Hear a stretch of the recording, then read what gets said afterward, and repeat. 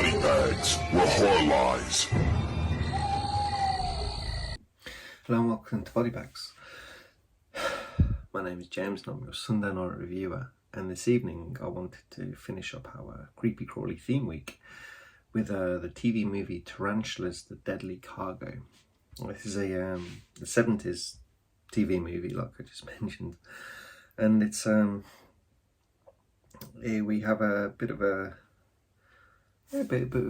cameo. We've got Tom Atkins at the start of the movie, kind of a short-lived role.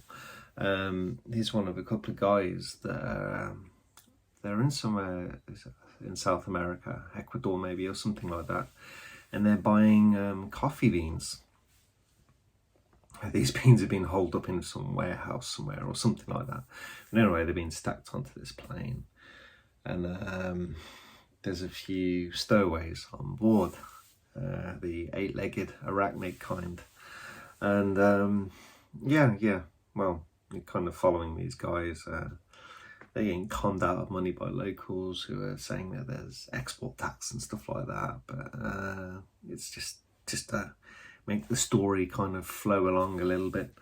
And they make their way to America.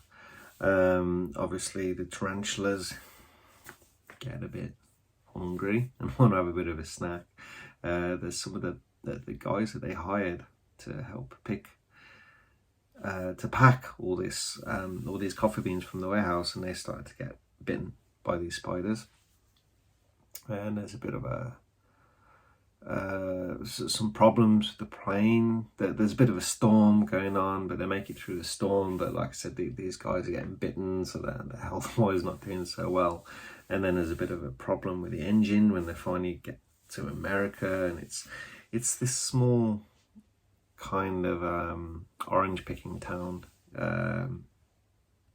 somewhere in California, and they end up like they're trying to land the plane. The pilot gets bitten, so the co-pilot tries to try and land on this small airport, this small runway, because they're like, Mayday, we've got a problem with the plane, we need to land it, and then they actually crash the plane.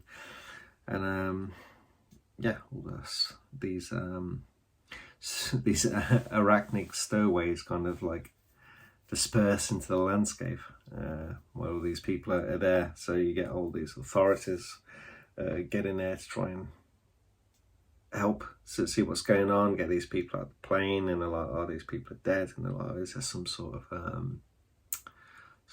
virus or something, because they notice that obviously people are dead, but and a lot like it's not necessarily from the plane crash, but we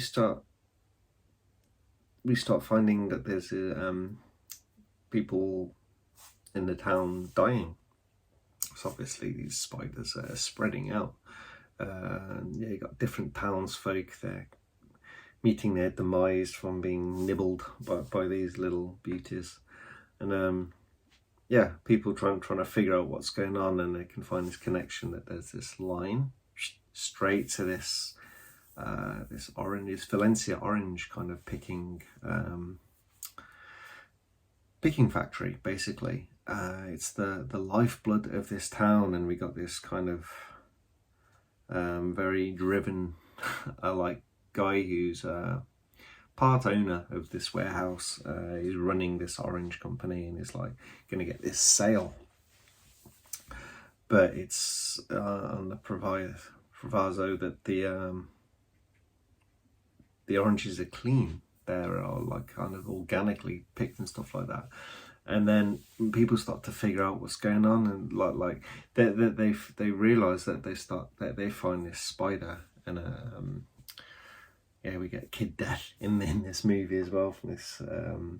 Like I said, these deaths started like kind of rolling on, and they contact this specialist, and he finds out it's not actually a tarantula. It's like this kind of look-alike kind of deadly spider, and it's like basically flooding throughout the town.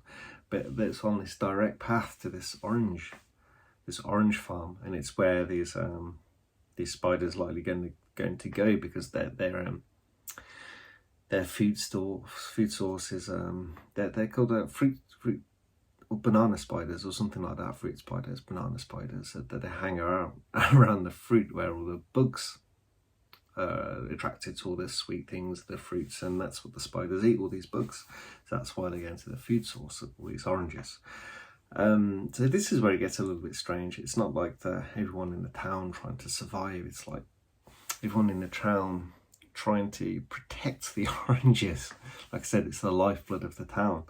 And that they kind of come up with this way that they find that these particular spiders, as they hear the sound of these bees, this particular bee, that they'll kind of freeze into a panic. They're like kind of this paralysis that could last like minutes or hours and sort of thing. So they hatch this plan that's so happen that they can get these spiders, get this amplified kind of setup, and take it to this warehouse. And they're kind of, their job is to like flush out all these spiders. Once they're kind of all these like frozen in fear, paralyzed, and dropping into this alcohol. So they're doing all this, and it's kind of working, and stuff kind of goes a little bit wrong. Like they kind of get locked in, but then there's a power cut, so the spiders start to wake up, but then they manage to escape. And then they kind of finish the movie. It's like, it's a strange one where it finishes. Like you have this couple, and it's like that they run this airway, this airfield, and they're the one that has first contact with this plane. It's their son that actually gets like killed by the spider. So like they're inside and they get trapped, but they kind of get out of the warehouse quite quickly, quite easily. And then the end of the movie, they're kind of just walking around. Like people are kind of giving them these sad looks. And then the PA system starts working again, and the rest of the people go in and to finish the job. It's a really strange end to the movie. It's kind of like being a TV movie. It's like, that's our runtime, or that's kind of, I don't know. It's a strange end to the movie because it's quite entertaining. It's like keeps you interested going along. It's obviously nothing too gratuitous, obviously being a TV movie, but it's nice how it ticks along. But the ending was just so strange. It's like,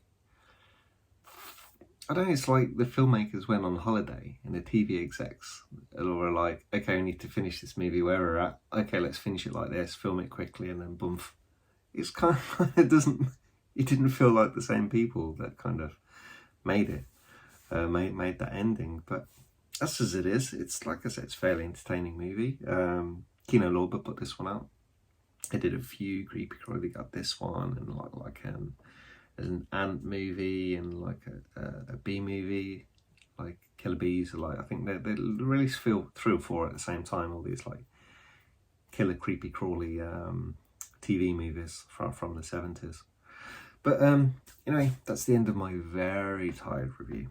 Very tired.